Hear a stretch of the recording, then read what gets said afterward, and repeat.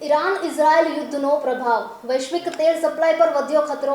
Straight of હોર્મુઝ બંધ થવાની ચર્ચા વચ્ચે દેશમાં તેલની અછત અંગે ચિંતા વ્યક્ત થઈ રહી છે, પરંતુ વાસ્તવિક સ્થિતિ થોડી અલગ છે. હાલમાં ભારતમાં લગભગ 10 કરોડ બેરલ કાચું તેલ, પેટ્રોલ અને ડીઝલનો જથ્થો ઉપલબ્ધ છે, જે અંદાજે 25 દિવસની જરૂરિયાત પૂરી કરી શકે છે. જો જરૂર પડે તો રિફાઇન કરેલા તેલના નિકાસ પર રોક લગાવીને આ જથ્થો લગભગ 45 દિવસ સુધી વધારી શકાય છે. ઉપરાંત વિશાખાપટ્ટનમ, મંગલુરુ અને પાદુર ખાતે ભારતના સ્ટ્રેટેજિક અંડરગ્રાઉન્ડ ઓઇલ રિઝર્વમાં લગભગ 4 કરોડ બેરલ તેલ સંગ્રહિત કરેલું છે. ભારતના કુલ તેલ આયાતમાંથી લગભગ 40 થી 50% તેલ સ્ટ્રેટ ઓફ હોર્મુઝ માર્ગથી આવે છે, પરંતુ આ માર્ગ બંધ થવાથી પુરવઠો સંપૂર્ણ રીતે અટકી જાય એવું જરૂરી નથી.